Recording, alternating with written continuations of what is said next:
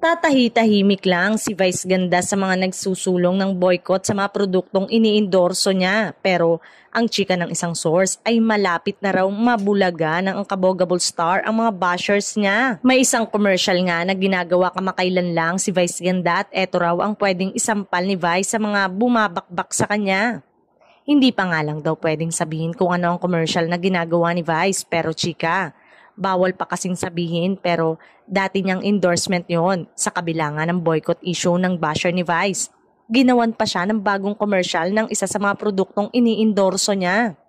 Tiyak nga raw na mapapahiya ang mga nag-iintriga kay Vice at ayaw tumigil sa panawagang i-boycott sa mga endorsement ng Kabogable star. Samantala, kahit iniintriga pa si Vice ay tuloy na tuloy ang shooting nila ni Nadine Lustre para sa Metro Manila Film Festival 2025 movie entry nila na Call Me Mother. Sobrang excited na nga raw ang It's Showtime host na simulan ang shooting ng pelikulang yon. At dahil nga sa Call Me Mother ay mapapadalas na nga daw ang pag-absent ni Vice sa kanyang hosting job sa Kapamilya Noontime Show na umeere sa GMA Network.